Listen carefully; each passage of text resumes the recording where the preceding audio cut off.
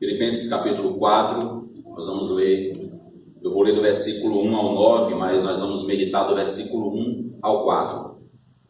A palavra do Senhor nos diz assim, Filipenses capítulo 4, versículo 1 a 9. Portanto, meus irmãos, amados e muito saudosos, minha alegria e coroa, sim, amados, permanecei deste modo, firmes no Senhor.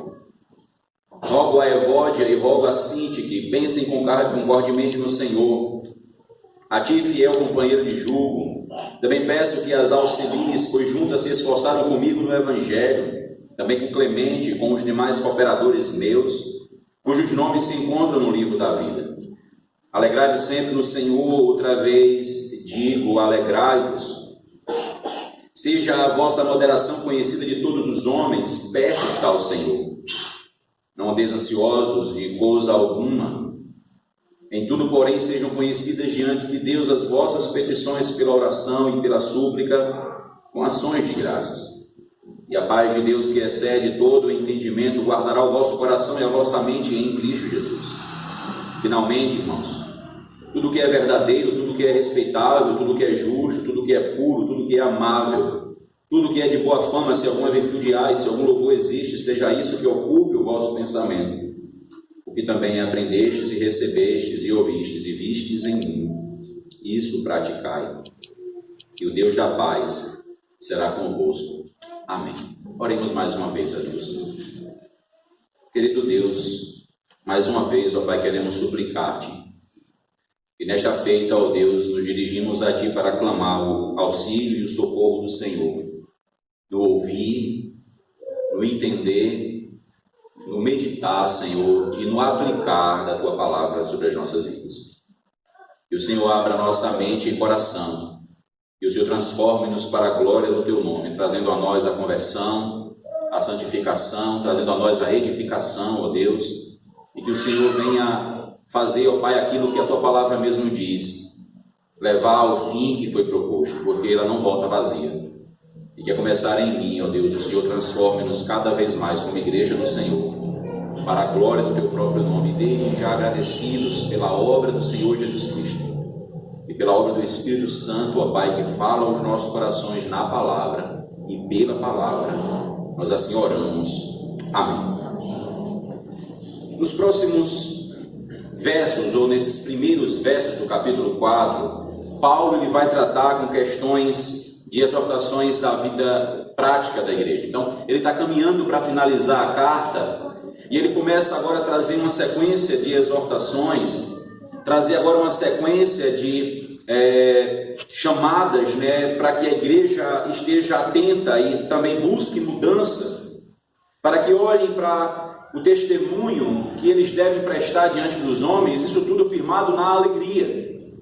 Isso tudo firmado na alegria que provém do Senhor, em uma vida de amor, em uma vida de testemunho. Tudo na vida do crente deve cooperar para a proclamação do seu reino. Tudo na vida da igreja, tudo na vida da membresia, independente da sua idade, deve cooperar para a glória e para a proclamação do reino de Deus. A nossa vida, ela é sim um constante evangelismo. Ela deve ser uma constante evangelização. As pessoas precisam olhar para a igreja e verem Cristo em nossas vidas. E verem as marcas do Evangelho em nossas vidas. E por mais que nós passemos por lutas, por dificuldades, a certeza da morada eterna, de onde Cristo está retornando, vindo para buscar a sua igreja, deve saltar sempre aos nossos olhos. Deve ser a nossa memória, deve ser o nosso olhar fito e fixado nos céus, para onde nós estamos sendo preparados e onde nós estaremos com o Senhor para sempre. A esperança da igreja está e é aquele que começou a boa obra. Ele é a esperança, ele é o socorro da igreja. Aquele que não somente começa, mas aquele que vai dar cabo, aquele que vai terminar. Ele irá completar por seu poder regenerador, que dá vida e santifica a todo aquele que chega a Ele por meio de Jesus Cristo, através do Espírito Santo na palavra, Então eu gostaria de começar com os irmãos a estudar essas exortações e mostrando aqui a essência da unidade, descrevendo como deve ser, como a igreja deve ser apresentada a Ele e como ela deve se comportar nesse mundo. Então essa é a exortação que nós começaremos a ver, e eu sugiro o tema que diz: a natureza e o caráter da Santa Igreja. A natureza e o caráter da Santa Igreja. Primeiro ela confessa o senhorio de Cristo. Verso 1: portanto, meus irmãos, amados e muito saudosos, minha alegria e coroa. Sim, amados, permanecer deste modo, firmes no Senhor. A palavra, portanto, aqui, que ele dá início então a esse capítulo, ela mostra a ligação do que Paulo vem dizendo, do que Paulo está falando dos versos anteriores.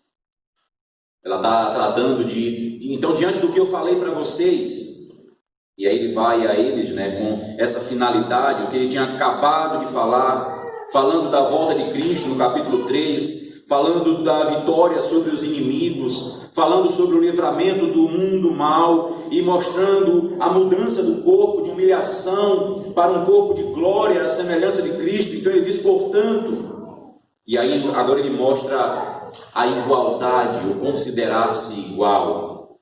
Irmãos, meus irmãos. Perceba como ele vai então tratando agora dessa intimidade, ele vai afunilando, e ele não está aqui com arrogância ou com soberba, e ele poderia fazer isso como ele ameaçou a igreja de Corintos, por conta da jactância e da arrogância daquela igreja. Ele chega a um ponto de alterar o seu tom, a sua fala, porque de fato estava sendo uma igreja insubordinada a Cristo, uma igreja que estava a destratar os dons que o Senhor concedeu a ela, uma igreja que estava brigando por partidos, por grupos, uma igreja que estava dividindo aquilo que o Senhor uniu. Então Paulo, ele carinhosamente diz, meus irmãos, porque todos aqueles que estão em Cristo são nossos irmãos. Todos aqueles que confessam a Cristo verdadeiramente como Senhor é meu irmão. Meu irmão, então essa expressão, essa unidade que ele traz, mesmo que existam em nós diferenças, mesmo que existam em nós diferentes vocações, e aqui nós temos claramente a diferença, Paulo, apóstolo, mas ele é irmão.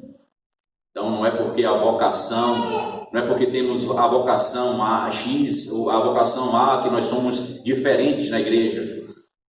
Nós somos irmãos, e isso independente de ele ser vocacionado para o ministério, vocacionado para o presbiterato, para o diaconato, ele é irmão. Então eu olho para a igreja, Paulo, apóstolo do Senhor, olha para a igreja e diz, meus irmãos. Essa é a consideração que todos devem ter. Nós podemos perceber, lendo essa carta e meditando nela, quando já chegamos à parte final dela, que Paulo, ele ama muito essa igreja. E de fato ele ama todas as igrejas, mas ele mostra o seu carinho cada vez crescente. Ele começa a carta com alegria, ele vai descrevendo a alegria que ele tem nesses irmãos. Ele vai tratando de como ele se sentia tão bem em ver a sinceridade daqueles irmãos, em ver a presteza, em ver a disposição em servir. Olhe para o capítulo 1, verso 8. Pois a minha testemunha é Deus, da saudade que eu tenho de todos vós, na terna misericórdia de Cristo Jesus. Então, nesse amor que eu tenho, Deus sabe quanto sinto falta de vocês. Deus sabe como vocês são importantes para mim. Deus sabe o que nesse momento eu tenho passado e a vontade de estar com vocês. Paulo está preso, não esqueçam disso. Os filipenses que já estavam no amor de Cristo, eles são exortados a permanecerem inabaláveis na fé. Eles são exortados a estarem firmes no Senhor. Isso significa estarem firmes na força do Senhor e na dependência da graça do Senhor. Isso significa que não deveriam estar confiados em si mesmos, não deveria estar confiado no estilo de vida que eles carregavam, não deveriam estar confiados nas suas obras, mas deveriam renunciar a toda e qualquer autossuficiência, toda e qualquer prepotência, mas olhar para o outro com a humildade, com a simplicidade, reconhecendo: é meu irmão, é minha irmã. E é assim que o apóstolo trata somente aqueles que permanecem no amor de Cristo, somente aqueles que permanecem no amor de Cristo, que guardam os mandamentos do Senhor, estão demonstrando que o amam. Aquele que me ama, guarda os meus mandamentos, diz o Senhor. Então, ao guardar os mandamentos de Deus, nós estamos nos esforçando, estamos demonstrando que amamos ao Senhor. E esse é o primeiro alerta que Paulo traz no final dessa carta. É isso que ele está trazendo, a firmeza deles, firmes no Senhor. Veja a ênfase que ele dá, não é em qualquer um, não é em qualquer lugar, é no Senhor. E ele vai dizendo: amados, muito saudosos, minha alegria e coroa minha. Devemos estar firmes, irmãos, entendendo que a nossa pátria não é esta. Nós pertencemos à pátria celestial.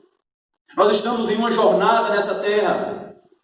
Nós estamos peregrinando, os dias se acabarão, o fim chegará.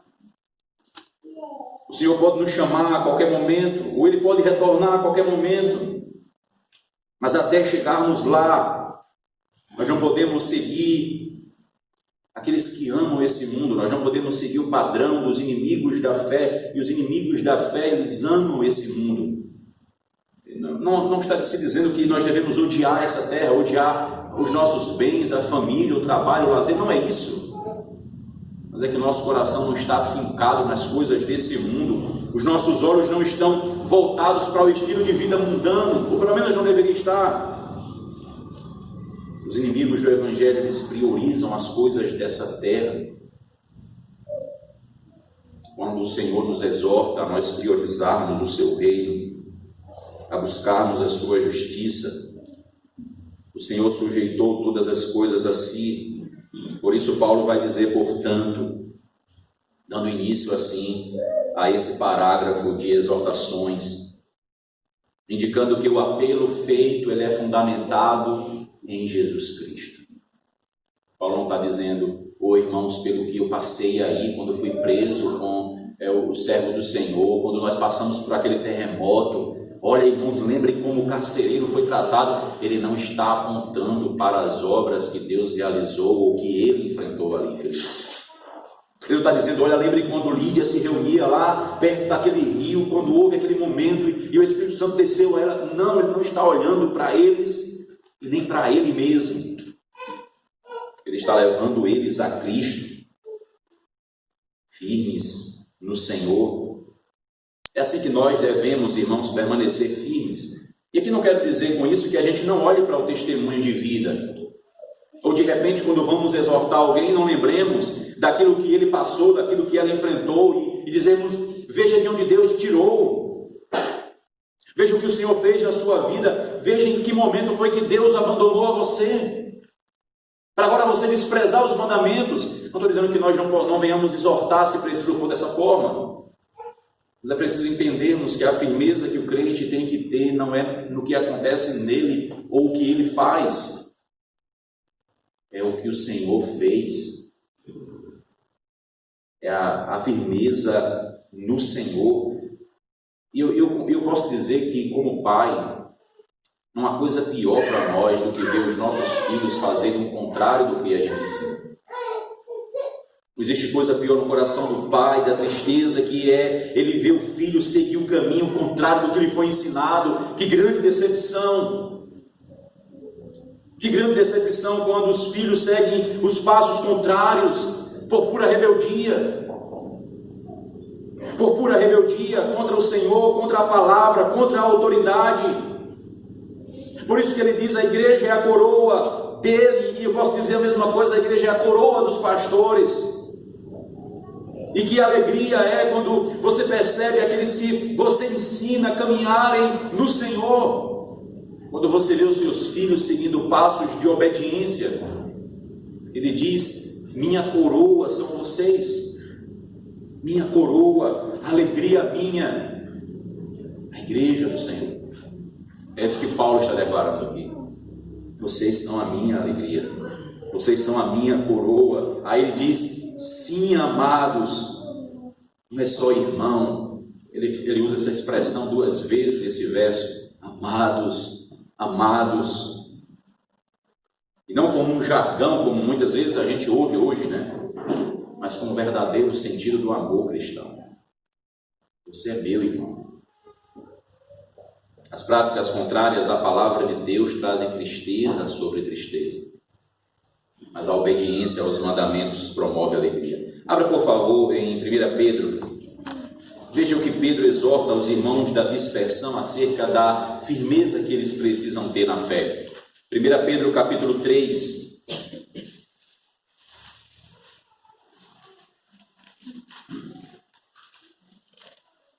A partir do versículo 13. Diz assim a palavra do Senhor. Ora, quem é que vos há de maltratar se fordes zelosos do que é bom? Mas ainda que venhais a sofrer por causa da justiça, bem-aventurados sois. Não vos amedronteis, portanto, com as suas ameaças, nem fiqueis alarmados. Antes, santificai a Cristo como Senhor em vosso coração, estando sempre preparados para responder a todo aquele que vos pedir razão da esperança que há em vós, vamos continuar aqui, fazendo todavia com mansidão e temor, com boa consciência, de modo que naquilo que falam contra vós outros, fiquem envergonhados os que difamam o vosso bom procedimento em Cristo. Porque se for da vontade de Deus, é melhor que sofrais por praticardes o que é bom do que praticando o mal. Então perceba quando Pedro vai exortar aquela igreja, aqueles irmãos da dispersão, eles levam a ele a honra do Senhor, a glória de Cristo. Santifiquem a Cristo em seus corações. E como é isso? Por meio de uma vida prática de obediência ao Senhor.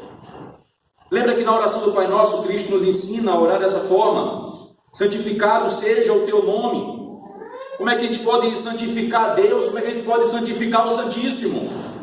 A intenção ali é que o Senhor nos faça manifestar a sua glória e que nós não sejamos vergonha para o Evangelho.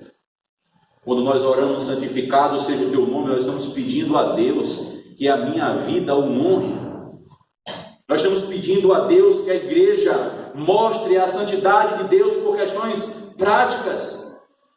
E é isso que Pedro está dizendo: olha, quando vocês forem afrontados, enfrentem com sabedoria, portem-se com mansidão, e se preciso for, sofram o dano. É isso que Paulo vai ensinar aos coríntios. Nós precisamos aprender a sofrer o dano. Nós precisamos aprender, pela glória de Cristo, pelo bem do meu irmão, a deixar de comer carne, por exemplo, a deixar algumas práticas que isso vá trazer a eles algum escândalo, e tentar sentar com ele, e tentar fazê-lo levantar daquele lugar de ignorância. E não me mostrar arrogante, porque eu já tenho conhecimento teológico.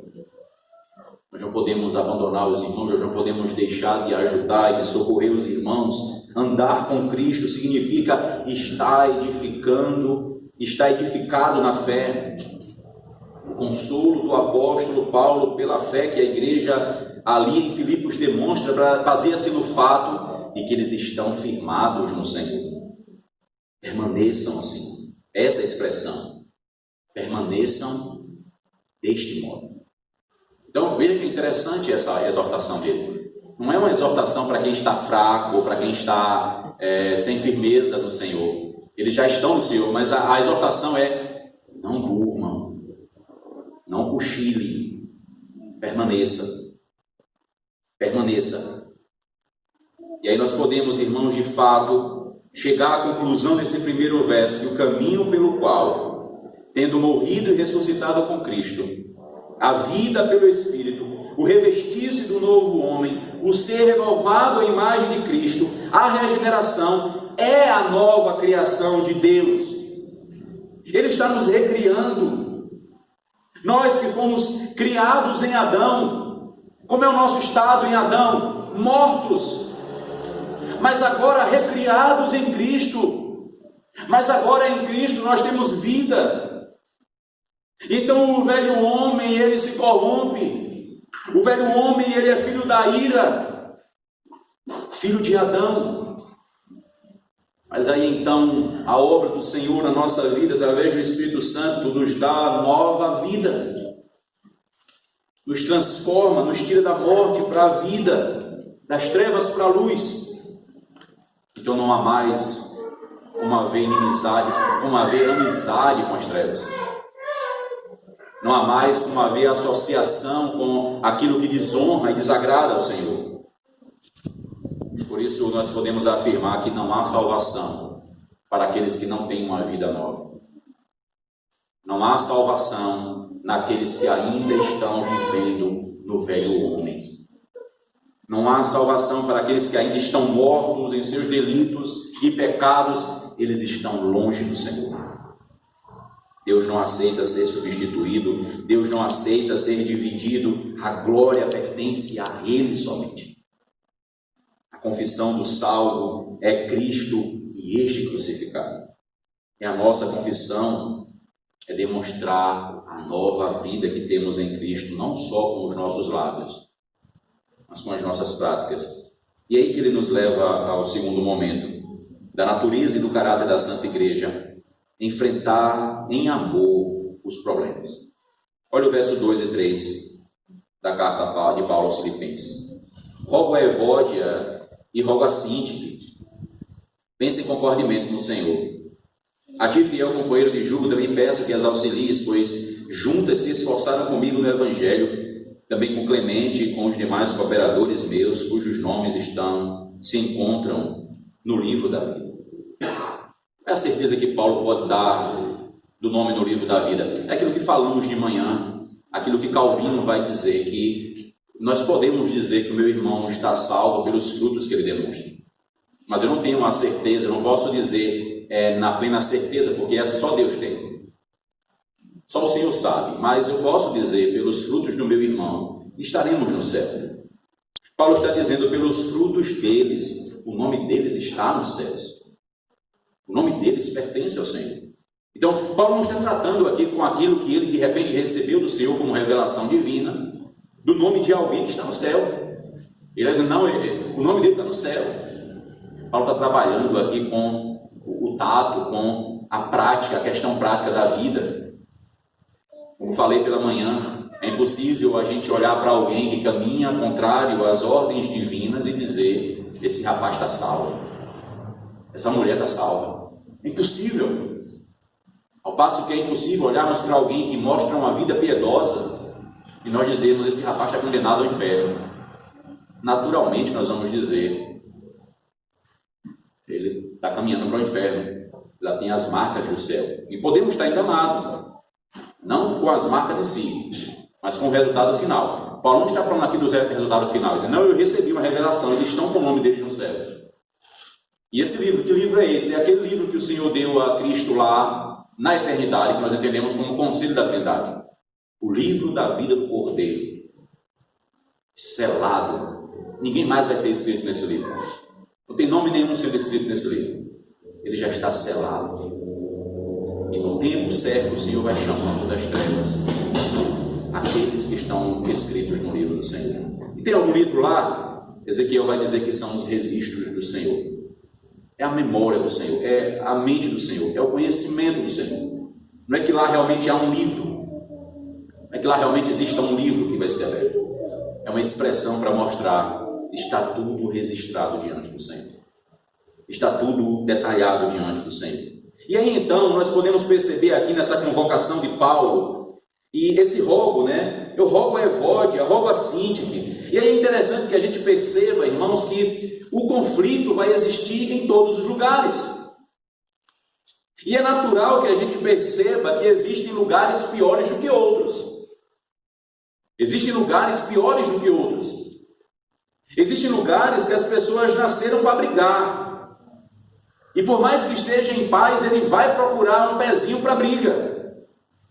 Por mais que esteja tudo em paz, ela vai procurar um pezinho para briga. Isso ainda faz parte da natureza corrupta. Existem lugares que as pessoas procuram evitar as brigas. Não com aquela ideia pacifista, né? Mas com um enfrentamento saudável do problema. Com uma discussão saudável, não tola. Com sabedoria, com discernimento. Mas você vai ter, mesmo num ambiente onde as pessoas procuram a paz, alguém que é mais exaltado do que outro. Alguém que gosta da confusão. Alguém que é dado às intrigas. Ainda carrega uma marca muito grande do velho homem.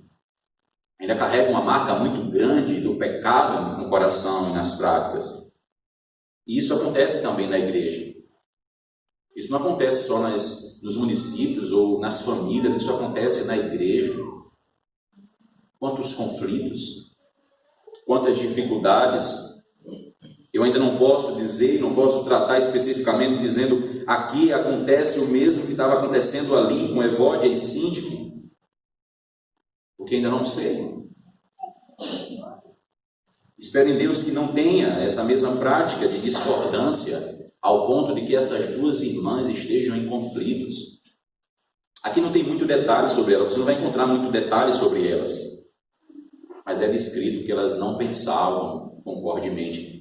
Essa preocupação de não pensar concordemente aqui pode parecer superficial, mas aqui era algo sério, ao ponto de Paulo nominá-las.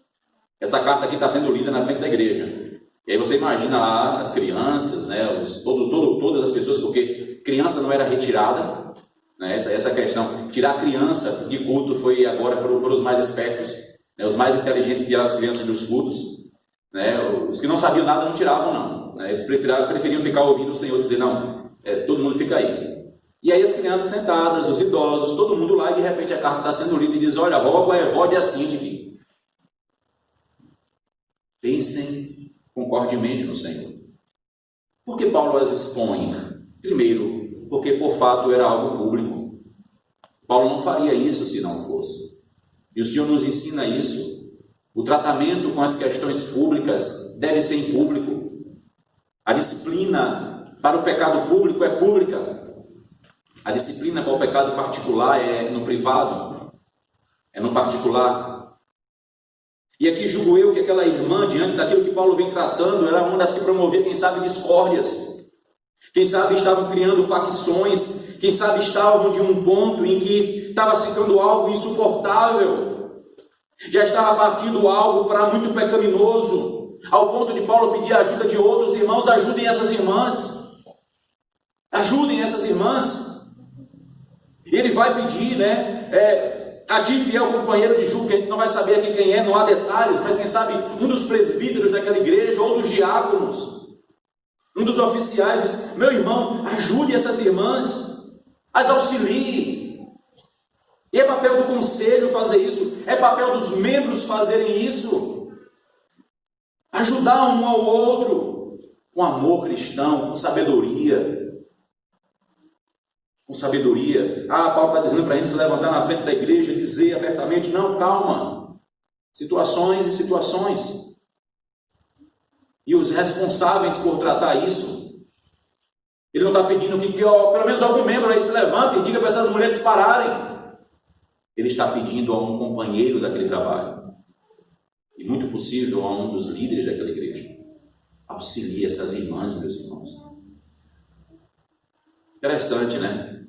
Estão brigadas, litigiosas, estão promovendo, quem sabe, desonra para a igreja, estão maculando a santidade de Deus na igreja, porque o pecado macula a santidade de Deus na igreja. Quem sabe estão promovendo vergonha na cidade para a igreja. Paulo diz, são minhas irmãs. E a gente costuma julgar a fé das pessoas pelo erro que ela comete. Eu preciso ter cuidado, porque nós somos pecadores, irmãos. Nós vamos falhar. Em qualquer momento nós vamos falhar. E como é que eu vou olhar para o erro do meu irmão? Isso aqui não é um álibi, né? Não é uma oportunidade para você errar, para que eu erre. Mas é para que quando errarmos, tenhamos sabedoria no tratar. Tenhamos sabedoria, é meu irmão, é minha irmã, está errado. E de repente é um pouco mais rebelde, né? Ele não quer saber, ela não quer saber. Nós vamos tentar intensificar a dose da exortação. Lembra do que Cristo diz em Mateus 18? Vá arguir entre você e o irmão só. Se ele te ouvir, você ganhou o irmão. Se ele não te ouvir, leve ainda outras 2 ou 3 testemunhas. Tente novamente. E se ele não ouvir, leve-o à igreja. E aí o sentido ali é ao conselho da igreja. E aí nós temos na nossa Constituição aquilo que é chamado de denúncia, né, ou acusação. Então, você vai fazer por escrito a denúncia ou a acusação contra A ou B, dizendo: eu já cumpri Mateus 18. Eu fui sozinho e depois eu fui com fulano e beltrano. E ainda assim nós não temos resposta positiva diante do pecado da minha irmã ou do meu irmão. O conselho vai então averiguar, o conselho vai abrir um processo chamado processo disciplinar, que é para saber se de fato está acontecendo isso. Se ele ou ela não ouvir a igreja depois de confirmado o pecado, a igreja irá excluir, o conselho vai excluí-lo do rol de membro da igreja. Porque é assim que o Senhor manda tratar. A igreja do Senhor não é conivente com o pecado. A igreja do Senhor não é um lugar de trevas, mas um lugar de pureza. Por mais que sejam pecadores, mas são pecadores que estão sendo santificados pelo Senhor. É uma igreja santa, ela precisa ter um caráter santo. Veja Efésios, por favor. Volte algumas páginas aí, a carta que Paulo escreve. Efésios capítulo 4. Olha os versículos finais. Vamos ler juntos. 31 e 32. Longe de vós, todos, longe de vós toda amargura e cólera e ira e gritaria e blasfêmias e bem assim toda malícia. Antes, sede uns para com os outros benignos, compassivos, perdoando-vos uns aos outros, como também Deus em Cristo vos perdoou. Aí lá na oração do Pai Nosso, na oração do Senhor, no finalzinho ele vai acrescentar algo em Mateus capítulo 6, que se não perdoardes aos outros as suas ofensas, também vosso Pai não vai perdoar vocês. Não é condicional. O perdão de Deus para nós está diante do meu perdão para o meu irmão. Não, está dizendo claramente, se você não sabe o que é perdoar o seu irmão, é porque você ainda não entendeu o que é ser perdoado. E se você diz de maneira nenhuma eu perdoo, muito provável é porque você também não foi perdoado, e você não sabe o que é isso. Porque quando nós olharmos para o que nós merecemos das mãos do Senhor, como ira, como castigo, como juízo, nós vamos dizer: o meu problema com o meu irmão é fichinha. Não estou dizendo que não é doloroso, que não é difícil, mas em comparado ao que Cristo me perdoou, ao que Deus me perdoou em Cristo, os nossos litígios, eles são nada, muito menos motivo para nós matarmos um ao outro, muito menos para nós excluirmos um ao outro como se não houvesse reparo. Há reparo, há restauração. Nós não estamos dizendo que não há problema, nós não estamos dizendo que não há o conflito, nós não estamos dizendo que não há o pecado. E se porventura há nesta igreja alguma síntique ou Evódia, eu rogo no Senhor que vocês se reconciliem. Eu rogo no Senhor que vocês se reconciliem, porque vocês estão manchando a glória do Senhor. Ou pode ser um homem, ou pode ser entre os homens. Mas precisamos entender, irmãos, que os litígios existirão. Nós precisamos entender que as diferenças existirão. As discussões existirão. Os problemas, o pecado vai existir. Enquanto Cristo não voltar, o pecado vai existir.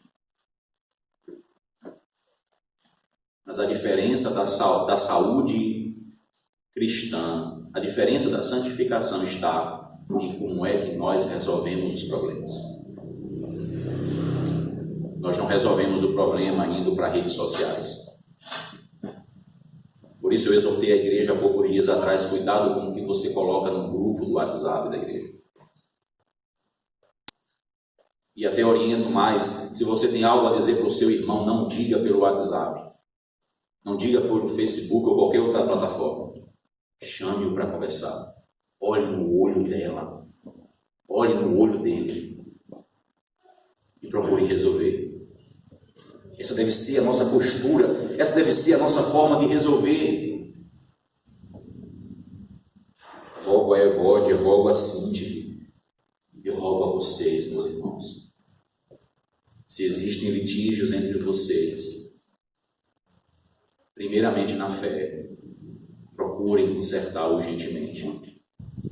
Procurem refazer esse caminho tão maculado, se existem litígios nas suas famílias. E agora em irmãos da fé, mas quem sabe de outra igreja, procurem resolver. Porque se estão em Cristo, são irmãos em Cristo. Mas se de repente for com alguém nas trevas, procure resolver também. Vai ser mais difícil. Vai ser mais difícil porque ele ou ela não crê como você. E ele vai querer tirar vantagem, ela vai querer tirar vantagem, mas aí você pede a Deus sabedoria para como lidar com aquela situação.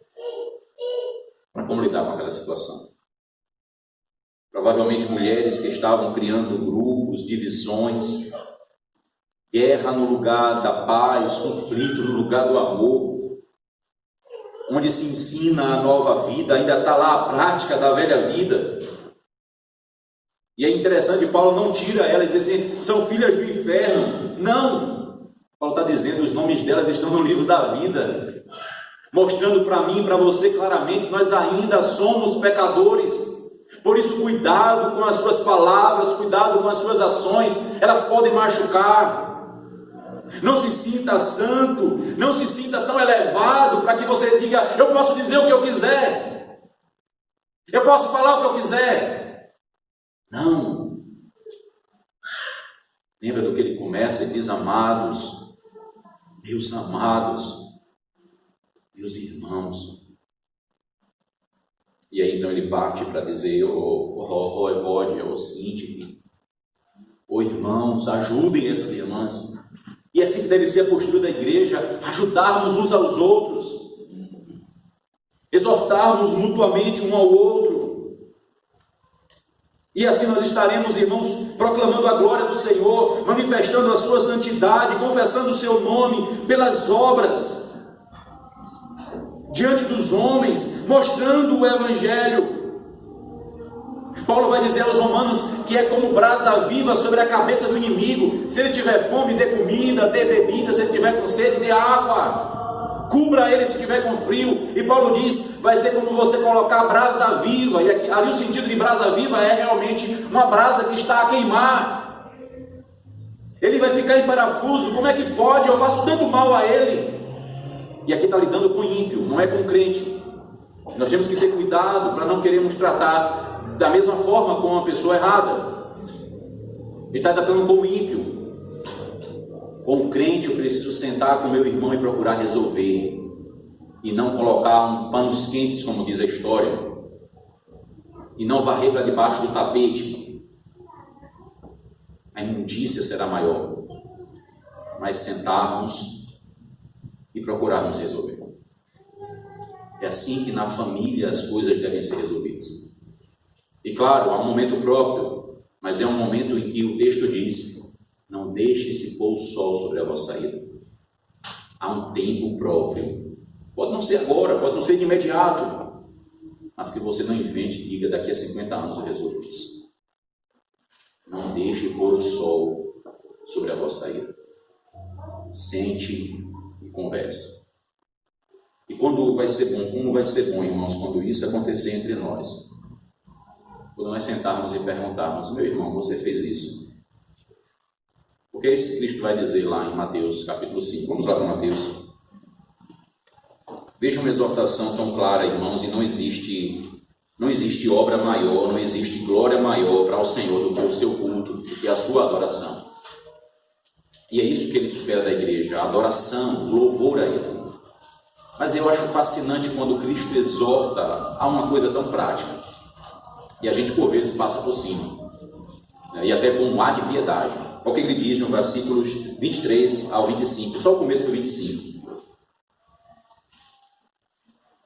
23, Mateus 5, 23. Se, pois, ao trazeres ao altar a tua oferta, ali te lembrares de que o teu irmão tem alguma coisa contra ti, deixa perante o altar a tua oferta, vai primeiro reconciliar-te com o teu irmão, e então, voltando, faze a tua oferta.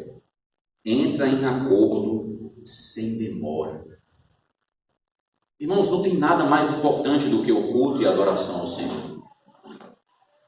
Mas o Senhor abomina o hipócrita.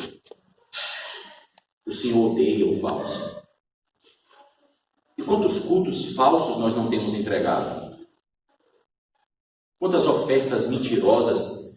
Como diz lá no Antigo Testamento, vocês pegam o pior animal que vocês têm, vocês trazem para mim, vão dar para os governadores de vocês, leve para o prefeito, vê se ele aceita.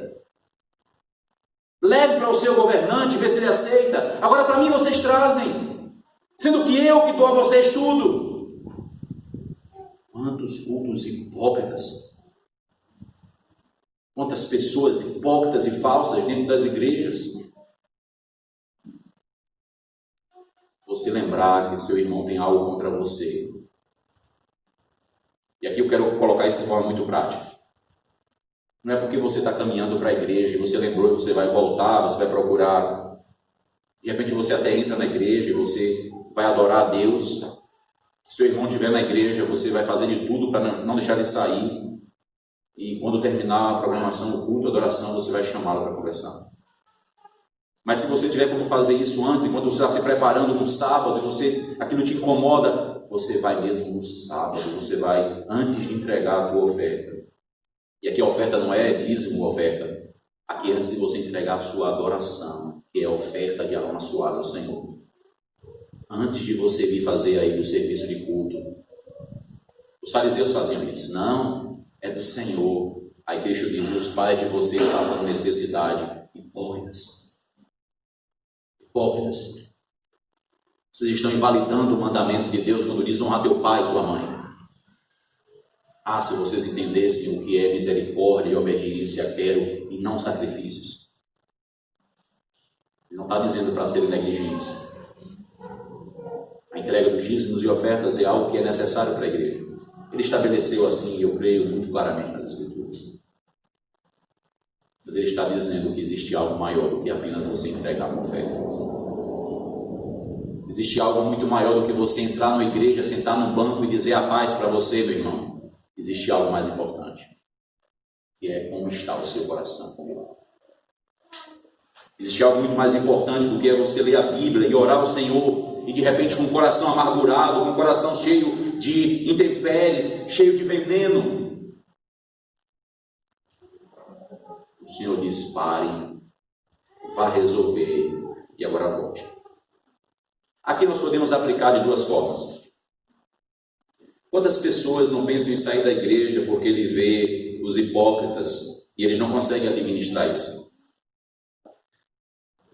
Porque ele conhece o pecado do outro, e isso acontece muito mais dentro do lar, porque o marido sabe do pecado da mulher. A mulher sabe do pecado do marido. O filho sabe do pecado do pai, os pais dos filhos, e aquilo então torna-se uma barreira para a adoração. E ele diz, eu não posso conviver nesse ambiente, até porque ele se acha melhor. Ele acha que ele não tem problema. Então, ele diz, não, vou com meio de hipócritas. Vou procurar um lugar que não tem hipócrita. Ele não vai achar. Isso é fato, ele não vai achar. Todos os lugares vão ter os hipócritas, todos os lugares vão ter os pecadores. Só no céu que ele não vai encontrar isso. Mas até chegarmos lá, nós temos que entender como lidar com o meu irmão. E aqui o texto vai dizer claramente como é que eu devo me portar. E eu preciso avaliar isso, como é que eu me comporto com o irmão na fé. Mas se for um irmão na carne, como é que eu me comporto com ele? Como é que eu me comporto com o irmão na carne? Como é que eu me comporto com o meu próximo? Eu tenho que fazer a mesma coisa. Porque pense comigo, quantos maus testemunhos nós não temos das pessoas que visitam a igreja e não sabem, não entendem, né, que de repente alguém está num processo de santificação, mas porque ela ou ele não procurou para resolver o problema, diz, essa igreja é de gente falsa. Essa igreja é de gente mentirosa. Por quê? Por causa de fulano. Por causa dela. Eles não entendem, irmãos, que nós não somos perfeitos. Ou eles julgam que nós devemos ser perfeitos. Mas isso não valida eu viver uma vida de pecado com o ímpio que seja. Porque quando ele me vê lá fora, e ele adentrar aqui, ele precisa entender que eu sou falho, mas que em Cristo eu tenho buscado restauração. Ele precisa entender que eu sou pecador, mas de que em Cristo eu tenho buscado uma vida diferente. Ele pode não entender no primeiro momento, e eu já ouvi isso de um ímpio. E aquilo para mim, assim, ele de fato tinha razão no que ele acusa, e até inclusive um presbítero da igreja. Ele tinha razão, mas a desculpa de não ir na igreja, ela é esfarrapada.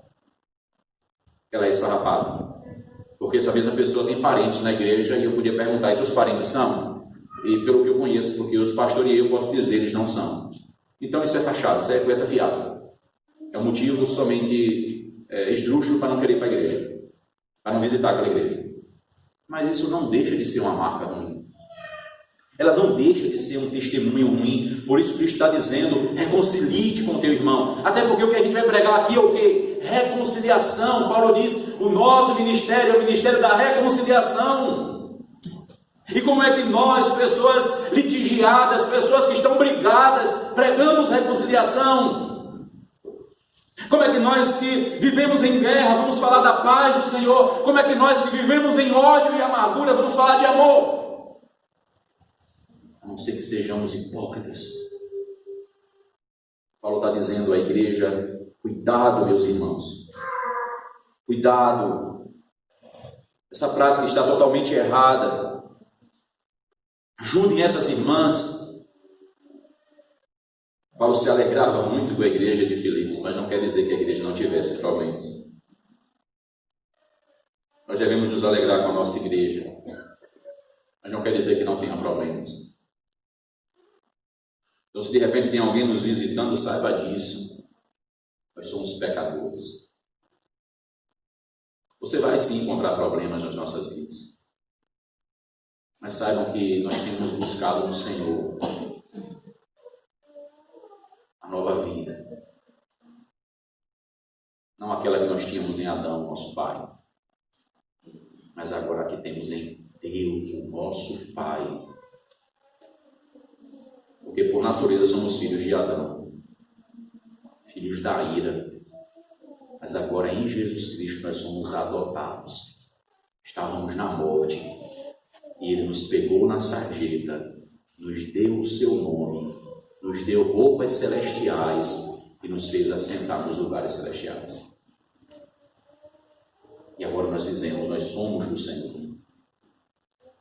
Ainda estamos nesse corpo de corrupção, mas nós já somos do Senhor. Ainda estamos sendo tratados, mas nós já somos do Senhor. Por isso Paulo então diz, alegrai-vos sempre no Senhor. Outra vez digo, alegrai-vos. Irmãos, é muito interessante quando Paulo vai trazer a eles essa exortação. Porque se tem alguém ali com todo motivo de estar triste, não é Evódia nem Síntique. Se tem alguém para estar muito triste ali, não é quem está sendo exortado ou Epafrodito que quase passou pela morte. É Paulo que está preso e que pode ser até sentenciado para a morte por causa do amor a Cristo. Ele tinha todos os motivos para estar triste. Mas ele diz, alegrem-se. Que motivo vocês têm para estar triste? Que motivo vocês têm para estar triste? Aí alguém poderia perguntar, mas você está preso, Paulo? Mas em Cristo eu sou livre. Mas eles vão te matar, Paulo. Mas em Cristo eu vou viver eternamente. Por mais que alguém dissesse algo para tirar dele a alegria, não conseguiriam. E aqui não está dizendo que de repente um homem que passa por momentos de tristeza, um homem que passa por momentos de tensões, porque o homem passa, o ser humano passa. Ele diz isso, quem não enfraquece, que eu não enfraqueça, quem não sofre, que eu não sofra. Ele não está dizendo que não tem dor. Mas o que ele está dizendo é, a alegria do Senhor é maior do que qualquer sofrimento nessa vida. Por isso ele diz, permaneçam firmes. Por isso ele diz, a igreja santa do Senhor, ela precisa aprender a enfrentar os conflitos nessa terra. Por isso ele diz, a igreja santa do Senhor deve viver alegre. Deve se esforçar pela alegria. E aqui eu quero terminar com algumas aplicações. O que é que te dá alegria? O que é que te promove alegria? Agora eu pergunto, o que é que você gera de alegria para quem? Qual é o seu esforço para que a igreja seja alegre? Qual é o seu esforço para que a igreja seja alegre? Para que aquela irmã seja alegre? Qual é o teu esforço para que você mesmo seja alegre? O que é que nós temos feito como igreja para promover a alegria da vizinhança daqueles que estão mortos em seus delitos e pecados? Achei interessante um relato eu não lembro bem de um missionário, mas que estava tão preocupado em servir pessoas longe, quando na sua porta da igreja pedintes sentavam, mendigos sentavam e não eram assistidos pela igreja, mas a igreja estava preocupada em mandar para as missões tão longe. Quantas vezes nós estamos agindo tão cegamente? Quando estamos preocupados com pessoas tão distantes para que sejam felizes e eu estou fazendo meu irmão infeliz. Quanta hipocrisia. Quando eu não me esforço nem um pouco para isso, porque a vida cristã é eu estou salvo, ponto final, vou para a igreja, glória a Deus. Não preciso mais de nada. Eu estou até crescendo na graça e no conhecimento do Senhor, louvado seja Deus. Eu estou muito bem, obrigado. Mas e o seu irmão? E o seu irmão? E a sua irmã? Como é que eles estão? Eu preciso ponderar isso. Eu preciso entender que nós somos um corpo. E que se o meu irmão adoecer, aquela dor também é minha. Eu preciso entender que eu sou um corpo e que se o meu irmão se alegrar, aquela alegria também é minha. Eu preciso entender que eu sou um corpo. Eu não posso arrancar o membro e dizer, hoje eu não vou levar a minha mão para o comércio, eu vou deixar em casa. Eu não posso arrancar o pé e dizer, hoje eu não vou com o pé, não vou com os dois hoje não. Eu não tenho como separar o corpo do Senhor, não tenho como separar os membros do corpo. Ah, mas ele é muito difícil. Ela é muito difícil. Fazer o quê? Trabalhar um pouco mais? Vai ser mais trabalhoso? Mas se é servo e se é serva do Senhor, nós precisamos nos exortar mutuamente. Acho interessante porque nós pais, nós não disciplinamos nossos filhos igualmente.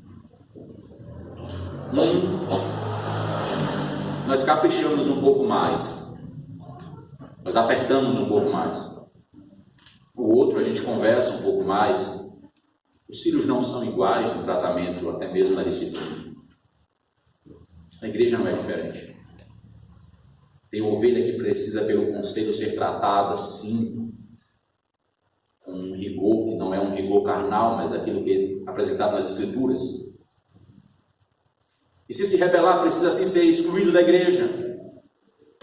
Ah, mas isso gera constrangimento, isso gera... A igreja não é nossa. Precisamos seguir os princípios do Senhor. Mas tem irmãos, tem ovelhas que nós vamos pastorear, que elas vão ouvir. Vão se debater muito menos. E vão ouvir, e vão obedecer. Mas o que não pode eu não vou tratar daquela ali. Não, deixa aquilo ali, aquilo é caso perdido. Aquilo é caso perdido. Se é caso perdido é porque chegou à última instância de tratamento. Paulo chega a orar em 1 Coríntios 5 por um rapaz que dormia com a madrasta. Eu já sentenciei. Entregue ele para Satanás destruir o corpo dele. Para que a sua alma seja salva. Veja que coisa fascinante, que amor. Paulo espera que no juízo aquele homem se arrependa. ao ser moído, aquele homem se arrependa. Ele diz, 1 Coríntios 5, para que a sua alma seja salva. Ele estava deitando-se com a madrasta, a igreja sabia e ficava calada. A igreja sabia e ninguém dizia nada. Paulo diz, eu não estou aí, mas em Cristo eu já sentenciei que o tal seja entregue a Satanás, para que Satanás o destrua, e ali o moa, vai moer ele, para quem sabe a sua alma ser salva, ser resgatada. Nós precisamos nos esforçar pela alegria do meu irmão. Os pastores da igreja precisam se esforçar pela alegria da igreja.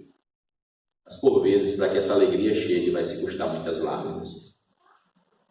Por vezes, para que essa alegria chegue, vai se custar trabalho. Mas a ordem é: alegrai-vos sempre no Senhor. Se você ficar triste com o pastor da igreja, se você ficar triste com o conselho, se você ficar triste com o irmão, com a irmã, procure tratar. Mas tenha cuidado para essa tristeza não ser com o Senhor. Tenha cuidado para essa tristeza não ser com o Senhor. Porque, ao contrário, no Senhor nós devemos nos alegrar. No Senhor nós devemos nos alegrar. Essa expressão de Paulo aqui, essa ordem de Paulo, Bonardi comenta assim: esse apelo de Paulo não é um mero encorajamento. Ele o direciona para uma igreja desanimada a que volte para o Senhor. Esse apelo, segundo Bonardi, esse apelo de Paulo à alegria é sobretudo um apelo de fé. Um apelo de fé. Por quê? Porque pode ser que com seus olhos carnais você não veja esperança. Pode ser que com os olhos da sua carne você não veja esperança. Mas pela fé, crendo no poder de Deus, se alegre. Se alegre. É assim que nós devemos ser, é assim que nós pastores, é assim que as ovelhas devem ser. Que o nosso Deus levante uma igreja, irmãos, forte, e que se envolva em total submissão e com alegria em todo momento, mostrando o caráter e a natureza dessa santa igreja, a igreja do Senhor, a qual Ele está preparando, a qual Ele está embelezando, adornando para o casamento. Muitas rusgas vão ser tiradas, muitas manchas vão ter que ser tratadas. Síndica e Evódia foram parte dessa mancha. E creio no Senhor que foram tratadas. De repente, aquilo que você já passou nessa igreja, ou que você tem enfrentado, ou que algum outro está passando, são manchas que estão sendo tratadas e precisam ser tratadas.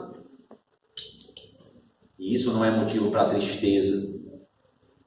Sim, num momento nós paramos e choramos, mas pela fé nós sabemos que o Senhor vai nos levantar.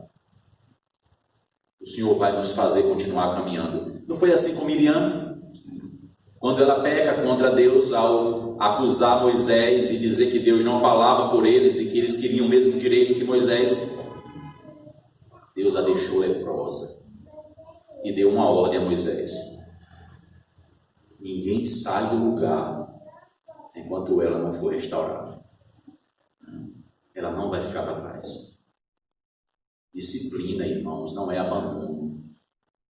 Disciplina é melhoramento, é reparação. E enquanto alguém está disciplinado, ele não pode faltar à igreja, ele não pode se afastar da igreja, e a igreja não pode se afastar dele ou dela. Não é coitadinho, não. Não é tratar como coitadinho ou coitadinha, não. É com sabedoria. E até perguntando: como é que está aquele pecado, meu irmão? Aquela inclinação. E ajudar a tratar, para que ele possa vencer. E quando ele for restaurado, então a igreja levanta e continua a caminhada. mas enquanto ele não for restaurado, a igreja não sai do lugar. É assim que nós devemos viver como o Senhor nos ensina. Que o Deus eterno nos abençoe e nos fortaleça e transforme-nos como igreja do Senhor para a glória e louvor do seu nome.